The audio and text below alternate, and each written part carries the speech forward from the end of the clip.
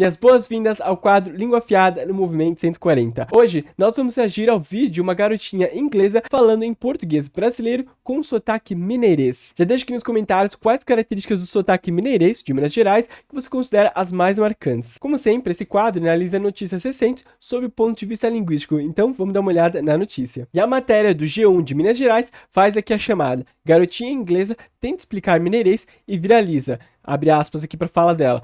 Toda coisa que eu quero saber o nome chama trem. E eu já vou explicar aqui algumas características sobre a palavra trem e até se ela pode ser usada em contextos positivos ou negativos. Mas antes disso, é claro, vamos dar uma olhada então nessa garotinha falando com sotaque mineirês e ver quais são as características que a gente consegue identificar. Você sabe que mamãe é mineira?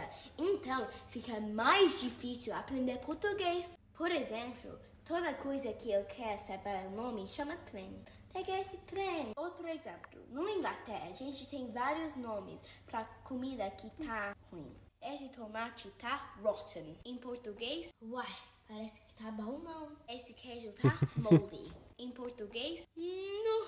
Tá velho. Tá bom não. Esse leite tá spoiled. It's gone off. Em português, no trem fedido. Tá bom não. É difícil aprender com mineiro.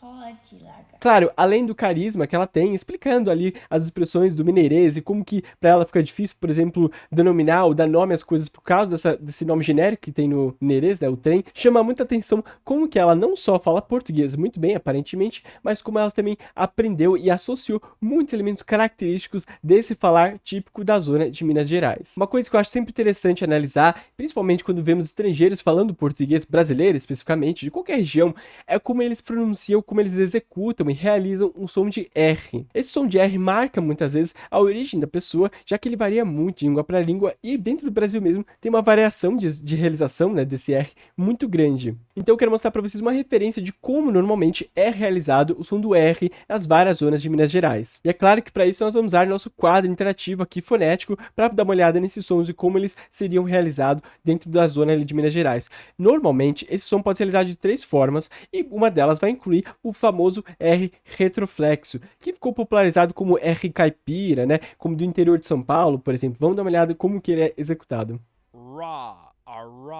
Como vocês podem ver, a sua execução é com a língua bem para trás, fazendo assim, ó. Então, esse R é bem comum em Minas Gerais, mas também é famoso o tal R velar, né? Das suas formas, tanto com vibração nas cordas vocais, quanto sem vibração. Então, vamos dar uma olhada com sem vibração primeiro e depois com. Ou seja, só um som de raspagem aqui na zona mais velar, mais para trás do palato, né? Ou seja, mais começando ali a parte da garganta. Já, por exemplo, com vibração, com as cordas vocais vibrando, mas na mesma posição, nós teremos esse som aqui. E esse R não é exclusividade, e essas formas de fazer o R não são exclusividade de Minas Gerais, mas a gente percebe essa tendência de realização. Então é possível que um mineiro realize o R da palavra falar dessa forma. Falar, falar, ou falar, falar, ou falar. É claro que a minha execução do sotaque mineiro não é perfeita, é uma tentativa ali para mostrar para vocês como seria a palavra, mas é claro, é muito melhor uma pessoa mais especializada em sotaques ou que consiga emular esses sons perfeitamente. Já o R da Inglaterra, ele não é feito da mesma forma, não é realizado da mesma forma que o R nos Estados Unidos, que é feito da forma retroflexa, como nós vimos aí do R mineiro. Então seria muito mais fácil para um estadunidense, por exemplo, fazer esse R retroflexo, como falar, já que em inglês dos Estados Unidos, esse R é comum, como por exemplo a palavra car. Já na Inglaterra, a tendência da realização do CR, apesar de variar, a gente sabe que tem regiões que vão poder fazer, por exemplo, esse R retroflexo, é fazer um R quase não sonoro. Como, por exemplo, então, na palavra car, ao invés de falar car, como nos Estados Unidos, seria algo como car, que é o que eu imagino que acontece quando ela diz português, por exemplo, esse R de português, e também aprender. Vamos dar uma olhada. É difícil aprender português. Percebam que talvez ela não realize o R do jeito que a gente espera, né? Ou retroflexo, marcado, como nos Estados Unidos, como em Minas Gerais, ou talvez aqui mais velar, aqui perto da garganta. Mas é claro, o que chamou mais atenção foi como ela critica aqui, claro, de uma forma mais jocosa, de uma forma de brincadeira, o uso da palavra trem. Ela diz que aprender português, especificamente o mineirês, é muito difícil porque trem pode ser usado para tudo, enquanto que na Inglaterra ela tem uma palavra específica para vários contextos diferentes. Então esse trecho tirado do vídeo diz assim: na Inglaterra a gente tem vários nomes para comida que está ruim. Por exemplo, este tomate está rotten. E em português, uai, parece que tá bom não. E antes de a gente falar da palavra trem, eu acho que é interessante pensar em outro fenômeno que acontece no mineirês, que é, por exemplo, essa ditongação que acontece aqui. A palavra bom, ela teoricamente teria uma vogal nasalizada, né? O nasalizado. E aqui, como nós vemos na escrita mesmo, há uma ditongação, ou seja, uma vogal como núcleo e outra semivogal ali, que vai ser o O nesse caso, mas ainda mantendo a nasalização. Então seria bom, bom, ao invés de falar bom. Bom, que seria então uma forma monotongada. E da mesma forma que nós temos ditongação em palavras que só tinham uma vogal, nós também temos no mineirês a monotongação de algumas palavras que tinham sim uma vogal e uma semivogal, como por exemplo a palavra não, que é exatamente o contrário do que aconteceu com a palavra bom, né? Que ali a gente sabia que bom já tinha uma vogal e foi ditongada, não já tem a ditongação ali nasalizada, mas que sofre uma monotongação para virar num e depois perder até essa, ou diminuir a nasalização com o tempo, virando só nu. No. Tá velho.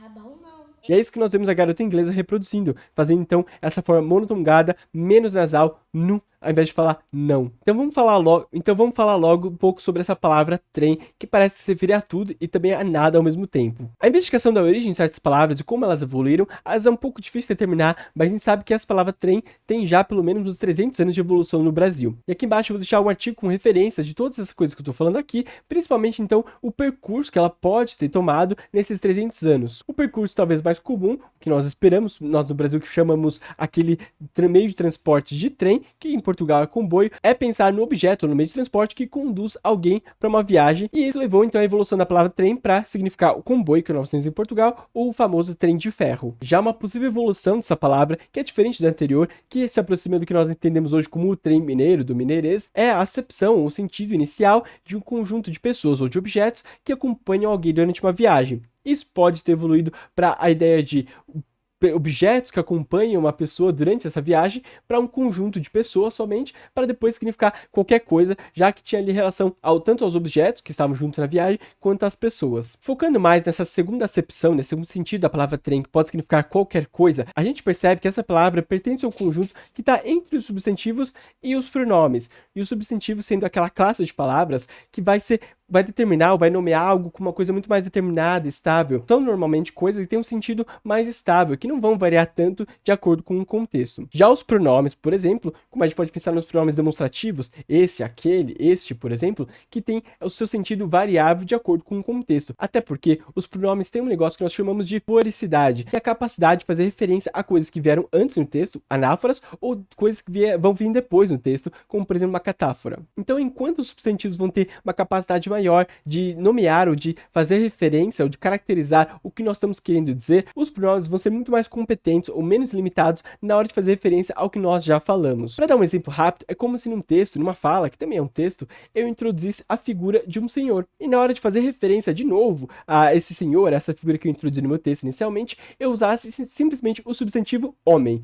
Percebam que eu consigo identificar que aquele senhor provavelmente é o homem ao qual me refiro depois, mas é muito mais eficiente usar, por exemplo, pronomes demonstrativos ou até pronomes pessoais do caso reto. Eu posso dizer ele, por exemplo, fazendo referência direta ao termo masculino, substantivo masculino que eu usei anteriormente, ou eu posso dizer aquele, esse homem, ou essa pessoa, ou esse senhor. Percebam que aqui eu estou combinando o demonstrativo com o substantivo, mas quem vai fazer a função de referência, de anáfora, de referência ao que veio anterior, vai ser principalmente o pronome. Mas há dois linguistas que, na década de 70, denominaram uma categoria chamada nomes gerais, que teriam essa função intermediária entre os substantivos e os pronomes, já que não estariam limitados nem a fazer referência ao que veio anteriormente, nem só caracterizar ou dar nome a alguma coisa de forma estável, como a gente falou, substantivos. Eles estariam bem no meio dessas categorias. E essas são algumas palavras que eles usaram de exemplo que entrariam nessa categoria intermediária, que teriam uma função coesiva, né, de fazer coesão, de juntar elementos do texto ali, mas que não são somente pronomes ou não são somente substantivos.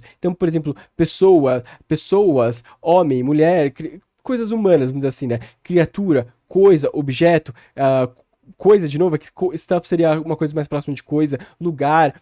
Então todas essas ideias aqui teriam esse sentido de não necessariamente ser um pronome, só fazer a função de retoma, mas que estão entre essas duas categorias, de ser um substantivo, mas com uma alta capacidade de fazer referências, ou seja, uma alta foricidade. Então a palavra trem, do mineirês, teria muitas características em comum com esses nomes gerais que nós vemos aqui, porque ele tem uma referência vaga, por exemplo, tem uma alta foricidade, como diz, capacidade de fazer referência ao que vem antes, por exemplo, ao que vem depois também, mas que, curiosamente, de acordo com as pesquisas que eu vi, tem pouca capacidade de fazer referência a pessoas, ou seja, trem é muito mais associado a coisas não animadas do que coisas animadas. E o que é interessante é que em 100% das análises feitas, a palavra trem aparece na sua forma do singular, mesmo quando vem com um determinante no plural, como por exemplo, eu estou procurando vários objetos e eu faço referência, como nós vimos nessa pesquisa, que você pode dar uma olhada aqui depois, como os trem, e nunca os trens. Isso é engraçado, porque essa palavra, então, adquire uma característica de ser invariável, que é típica de algumas classes de palavra, como por exemplo os advérbios. E a gente pode, talvez, associar isso à sua característica de ser, então, um nome geral, ou seja, essa invariabilidade de número, por exemplo. Mas você está muito enganado se você acha que mineiro só usa trem ao invés de coisa, até porque coisa tem uma capacidade maior de representar coisas abstratas, enquanto que trem parece ter uma tendência a ser usada em contexto que a gente faz referência a coisas concretas, que existem materiais que a gente pode tocar, por exemplo. Então, ao fazer referência a uma situação, que não é uma coisa concreta, é uma coisa, não sei, abstrata, a tendência dos mineiros é ainda usar a palavra coisa, ao invés da palavra trem. Como vocês podem ver nesse gráfico, eu tirei de uma das pesquisas que eu deixei aqui na descrição abaixo. Percebam que, apesar da tendência maior de trem fazer referência a coisas concretas, não é tão grande assim ou tão significativa em relação às coisas abstratas, mas sim há uma preferência de uso da palavra coisa ou até mesmo negócio para coisas menos concretas, por exemplo. E é interessante pensar no sentido positivo da expressão trembão, que está em várias referências a Minas Gerais, ao mineirês em si, por exemplo. Apesar dessa expressão ser um pouco cristalizada, ou seja, ser usada em muitos contextos juntos, a palavra trem não é sempre tão associada assim a um contexto positivo. Vamos dar uma olhada em mais um gráfico. Dá para perceber que na mesma pesquisa sobre a palavra trem, a avaliação negativa da palavra a qual se referia trem é muito maior do que a incidência de palavras positivas,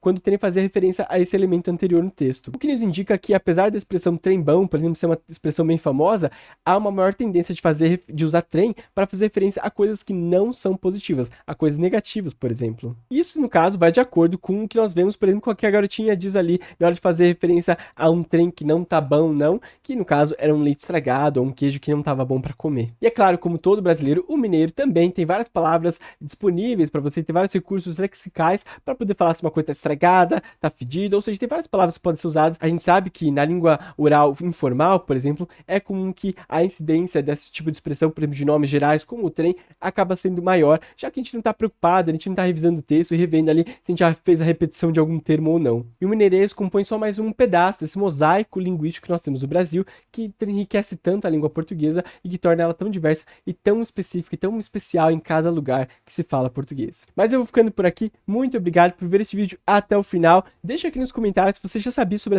essas características do mineirês ou se foi alguma coisa nova para você. Também não deixa de curtir o vídeo, se inscrever no canal para acompanhar mais conteúdos como este. Tem vídeo quase todo dia. Fica ligado aqui nas lives também, de segunda e quinta, e você vai gostar muito. Nós também estamos no Instagram, basta procurar por movimento.140 ou movimento 140 no TikTok. Muito obrigado e até a próxima.